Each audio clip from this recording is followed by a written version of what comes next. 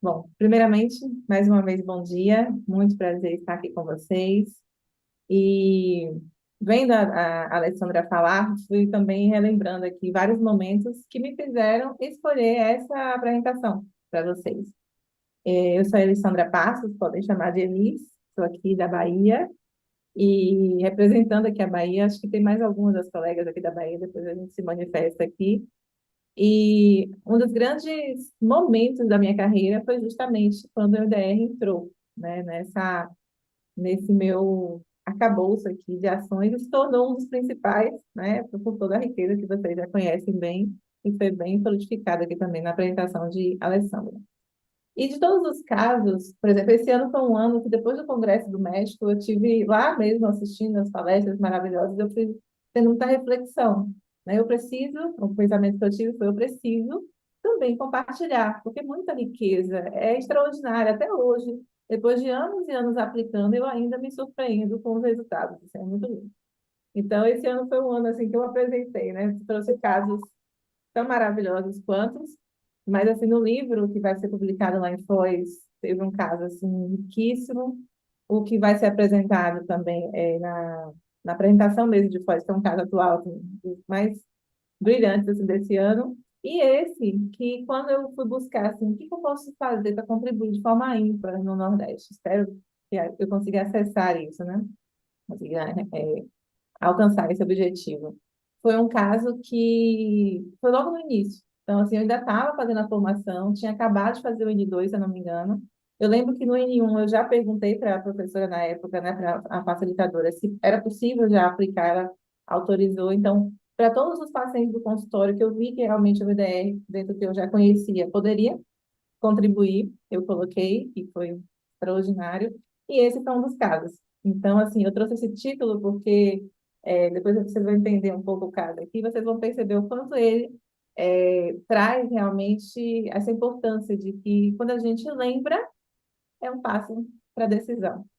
Então, o MDR ele foi fundamental para a gente acessar camadas ocultas do trauma. Eu não vou trazer o caso com detalhes, por uma questão mesmo, né, de que seria muito tempo, mas aquelas partes que trazem essa mensagem principal de que a gente está aqui com uma ferramenta, uma abordagem, melhor dizendo, né, poderosíssima, e que esse encontro aqui, assim como o que a gente vai ter no final do ano e os outros tantos que existem, eles precisam acontecer e nós estarmos aqui apresentando nossos cases, porque realmente faz diferença, né?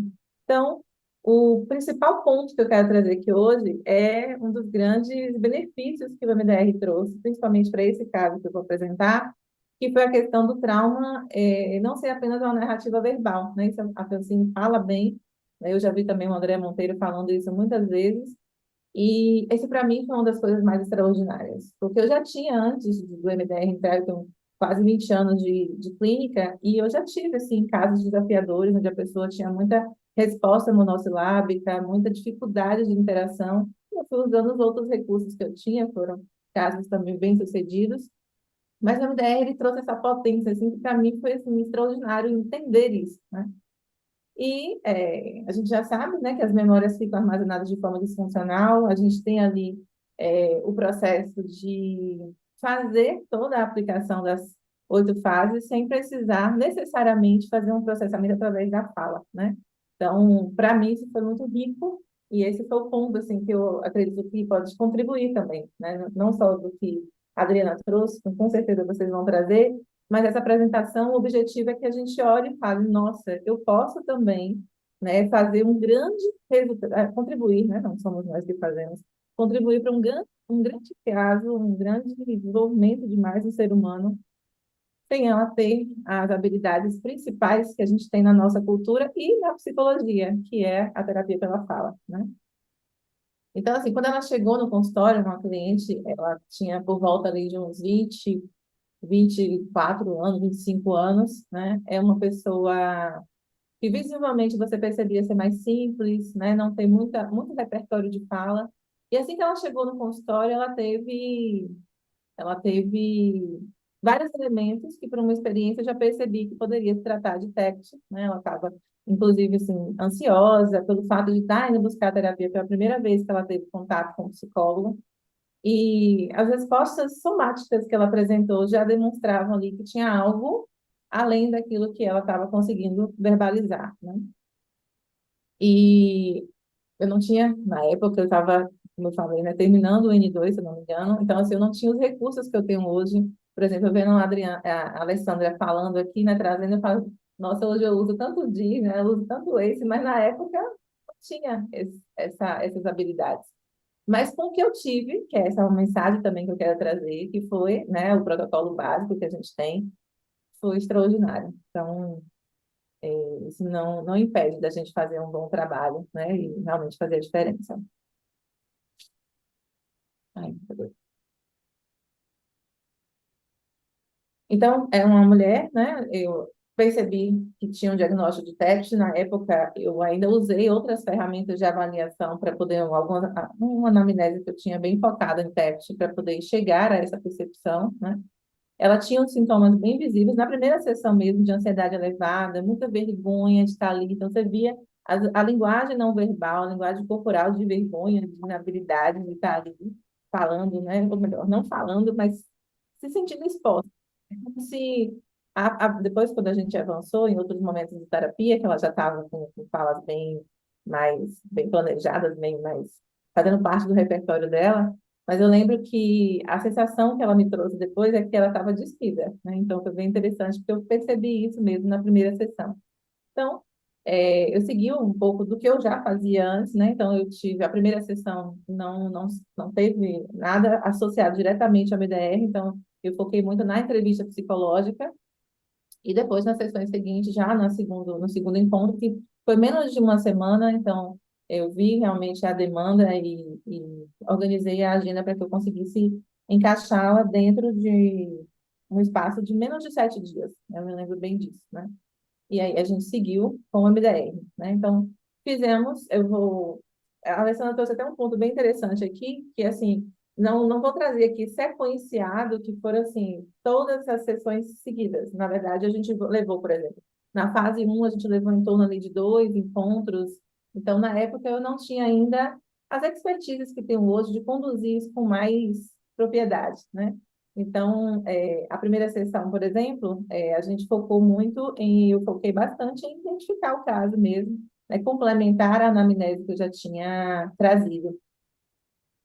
E eu percebi, né, dentro das avaliações, que ela realmente fechava os critérios diagnósticos de ansiedade. Eu usei essas escalas, né, tem a escala mais tradicional de avaliação de depressão e ansiedade, que eu apliquei isso nas primeiras sessões, e sempre usando o principal recurso que nós temos, que é a nossa capacidade mesmo, como psicóloga e como terapeuta MDR, então já seguindo ali a fase 1, indo para a fase 2, de trazer toda uma explicação sobre o método, né? E não, na época eu tive bastante humildade assim, de dizer que eu estava fazendo uma formação em um novo método que é, poderia trazer grandes benefícios para o caso dela, e ela foi, assim, bem receptiva também, assim, o olhar dela era muito de, eu confio, me ajude, né? Então, tinha muito isso. Então, ela chegou, né, a fechar ali os critérios de uma ansiedade moderada, alta, né?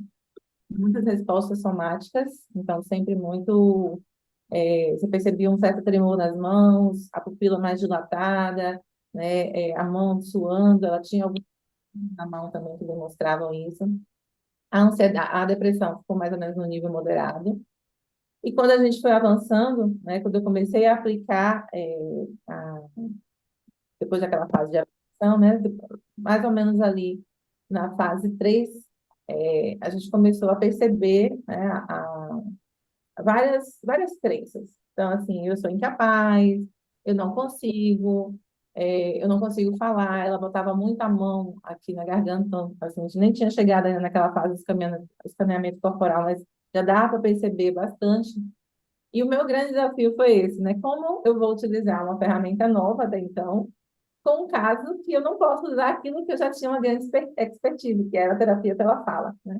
Porque ela foi exatamente o caso que ela falava assim, eu não consigo falar, eu quero, mas eu não consigo. Então eu fui também ajudando ela a descrever alguns pontos.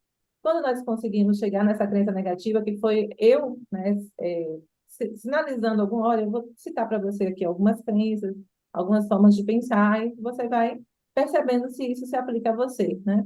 Então, acabamos escolhendo, né, que eu sou impotente. E um detalhe, né, como ela não conseguia verbalizar o que estava passando, então eu não tinha consciência de qual realmente era o evento traumático, né? Qual era a memória perturbadora, ela não conseguia trazer. Ela dizia, eu quero falar, mas eu não consigo. E aí foi quando eu expliquei, na fase 2 eu expliquei para ela o MDR com todos os detalhes, que eram.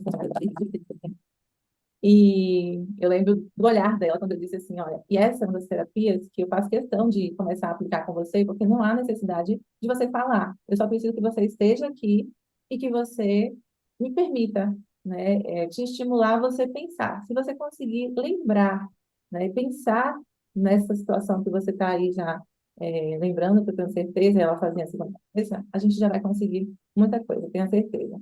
Então, eu fico feliz, assim, em saber que mesmo sem as habilidades, que hoje, né, eu olho assim e falo, oh, meu Deus, né, foi um desafio, eu consegui passar essa tranquilidade, né, essa segurança também, porque assim, eu não tinha habilidades na técnica tanto quanto, mas eu já tinha habilidades como terapeuta, né, como psicóloga, então eu trouxe muito esse sentimento de que você está com um profissional que vai dar o melhor. Então, eu senti isso, assim, sabe? Foi uma transferência também muito interessante ali de percepções, né, não verbais.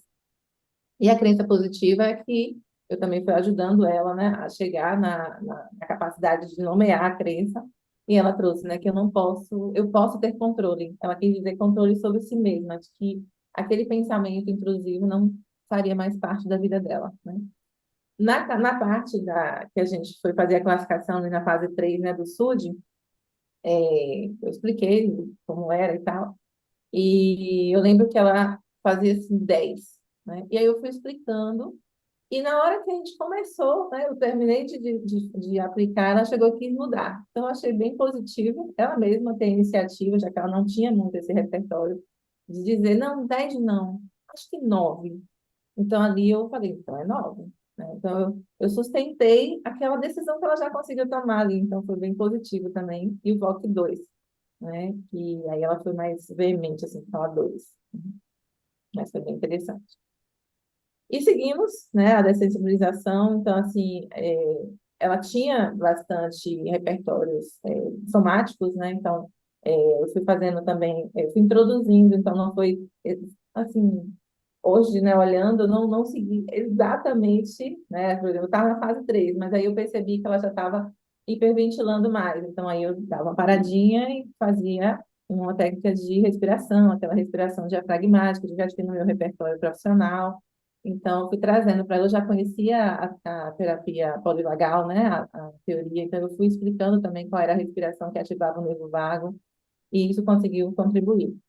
E aí, quando a gente chegou, né, nessa fase da sensibilização, ela confiou, né, eu senti, assim, muita confiança, e seguimos, né, seguindo ali as estratégias, e aí, quando a gente chegou na fase 5 essa crença ficou mais fortalecida até no tom da voz dela. Então, assim, ela dizia com firmeza, né?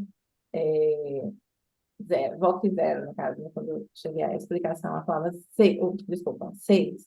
Então, ela chegou rapidamente, assim, a dizer zero, SUD zero, né? Ou seja, não tá distante, né? E isso sem eu saber do que se tratava, porque aí eu perguntava, né? E você consegue visualizar a cena, ela consigo. E eu não fiquei forçando durante os procedimentos dela verbalizar. Então, eu mantive aquilo que eu tinha prometido no início, e poderia ser uma terapia sem o recurso da descrição verbal, né? Então, a gente chegou, resumidamente aqui, a gente chegou ao SUD zero, depois de mais ou menos ali a gente ficou mais ou menos na fase da dessensibilização, mais ou menos umas 4 sessões, né? E a gente chegou ao SUD zero, foi descendo, né? A gente terminou a primeira sessão, a primeira etapa, né? Da fase 3, da fase 4, da dessensibilização, o SUD para 6, né? E depois, seguindo, a gente chegou ao SUD zero, né?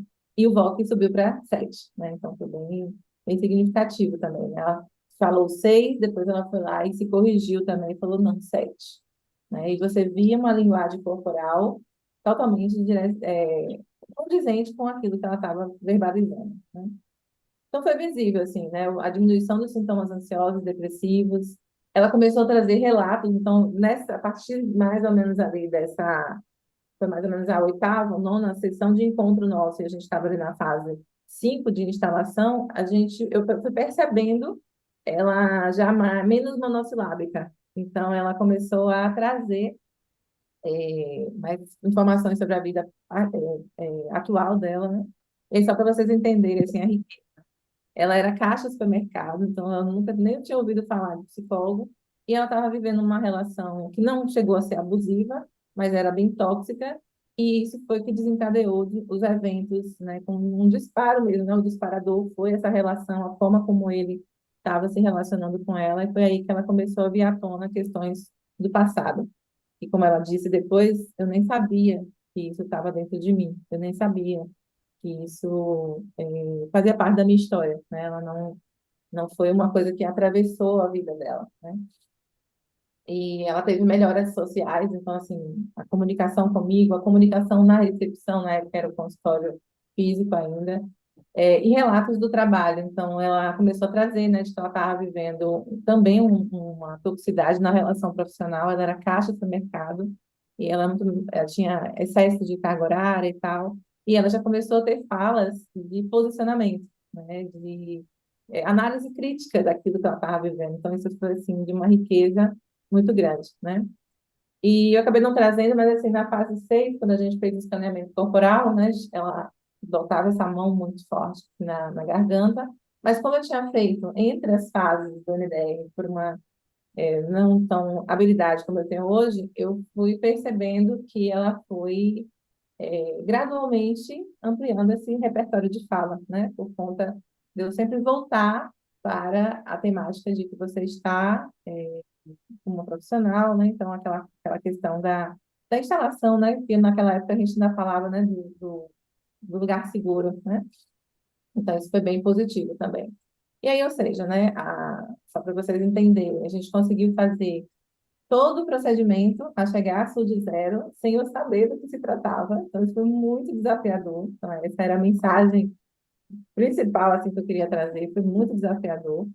E foi um caso que eu acredito que vocês possam até tenham suposto aí, que foi um caso de abuso que ela viveu de forma recorrente na sua infância, né? Então, ela tinha, na verdade, aquele encadeamento de traumas, né? Então, a questão da retraumatização, ela viveu muito também na história da infância e adolescência. Então, foi um caso de abuso de um tio e ela morava com a avó, então já existia também aquela falta da figura paterna, falta da figura materna. A mãe teve ela muito nova, foi embora para São Paulo, a deixou aqui com os cuidados da avó. E quando ela me buscou, a avó tinha falecido há pouco menos de 6 meses. Então, isso já foi mais uma questão. Então, eu lembro quando eu fui fazer a instalação do lugar seguro, que eu fui pedir para ela pensar uma pessoa que ela se sentia segura e tal, ela chorou e trouxe, né, que é minha avó, mas ela já com uma firmeza assim na fala, disse assim, minha avó, ela faleceu, mas é como se ela estivesse aqui comigo. E eu perguntei se ela gostaria de mudar, ela falou que não, que lembrar da avó, sentir o cuidado da avó a fazia se sentir segura, independente do falecimento, né? Então foi uma escolha que me gerou uma certa preocupação, eu não sabia exatamente naquele momento se estava adequado, mas segui com isso pela minha habilidade de outras ações. Então, assim, a gente conseguiu, em menos de 10 sessões no total, né, de 10 encontros, a gente conseguiu chegar ao sub-0, para mim foi extraordinário. Na época, eu já estava aplicando desde o N1, né, as sessões de MDR, seguindo ali, para fazer a ficha de trabalho, né, aquela coisa toda. E eu me lembro que ela, acho que foi o quarto caso, né? Mas os outros todos, comparado ao dela, foram simples, assim, não foi tão desafiador. Mas o dela foi bastante, assim, aquela sensação de que será que eu estou acertando? Será que eu estou fazendo certo? Eu senti muito esse medo durante a sessão e foi tão extraordinário que eu achei interessante trazer, né? Então, é mais uma riqueza, né, que o MDR nos proporciona da gente conseguir. Uma sensação que eu tinha que eu estava tateando, assim, meu Deus, né? Ela não trazia, e eu não não me sentia. Eu mantive desde o início, quando eu disse para ela, ali na fase 2, né, quando eu fui explicar o MDR, que a gente poderia fazer o procedimento sem ela verbalizar, eu fui fiel a essa promessa, assim, mas existia dentro de mim uma força de toda hora perguntar se ela estava se sentindo segura para falar sobre, né? Mas não fiz. E a gente foi conseguindo, né, seguir os caminhos, a regulação foi acontecendo, diminuição dos sintomas, né, a, a própria estrutura mesmo de trabalho, assim, a forma como ela acreditou que ela estava com uma técnica, eu também trouxe bastante firmeza na comunicação, da explicação do MDR, aí falei sobre o Príncipe Harry, né, trouxe toda uma contextualização ali também, contribuiu para ela entender que ela estava diante de algo muito poderoso, ela absorveu isso bem, e então, é, a gente seguiu o trabalho, depois a gente foi, ela entendeu ali a relevância daquele trabalho, então eu lembro que ela falou assim, olha, mesmo que hoje eu consiga não deixar que isso me perturbe mais ao usar esse termo, mas eu quero seguir, porque tem outras coisas que eu quero resolver. Então ela colocou a questão de que queria resolver, como resolvemos, né, a questão dela se posicionar diante do chefe, então ela pediu demissão, começou a trabalhar como empreendedora, isso em menos de 6 meses de trabalho. Então, pediu demissão, ou seja, ela tinha um repertório muito empobrecido de comunicação social, chegava, não chegou a fechar os critérios de fobia social, mas ela tinha alguns critérios de inabilidade social, e foi assim, de uma riqueza que eu falei, nossa, né? Então foi bem extraordinário. E até hoje, até contando aqui para vocês, eu estou revivendo a sensação que eu tive de estar com uma ferramenta que eu não tinha tanta propriedade, mas consegui o passo a passo, o melhor que eu consegui, que eu pude fazer na época, e foi extraordinário. Então, aqui no nosso regional, aqui no nosso encontro regional, a mensagem é essa, né? De que lembrar é o primeiro passo para decidir. Então, a gente consegue acessar camadas ímpares, diferentes aí dos traumas, ajudar a pessoa, né? Não só com uma memória traumática, mas toda aquela rede de memórias, né? Como a gente bem sabe que é possível, e no total a gente fez um ano e 3 meses de acompanhamento e evoluímos para um modelo de trabalho que eu tenho aqui, que é de alta performance. Então, a gente chegou a renovar ali, eu faço um trabalho de renovação para o cliente ter uma noção assim, de qual foi o nosso objetivo, buscado e alcançado. Então, isso tem muito da minha metodologia. Então, a gente fez uma renovação de contrato de 3 vezes, né? E aí foi um total de um ano e 3 meses de trabalho. E ela saiu dessa relação tóxica, ela se posicionou nessa relação, ela virou empreendedora, começou a fazer atividade física, né? Que são aqueles pilares do adulto saudável que eu também sigo bastante, que eu aplico bastante. E até hoje, ela tem há pouco tempo, na pandemia, ela me buscou de volta e trazendo, né, um pouco depois da pandemia, ela me buscou e eu lembro que ela falava assim, olha, eu sei que com você eu vou conseguir fazer as coisas andarem mais rápido, então eu queria marcar um horário.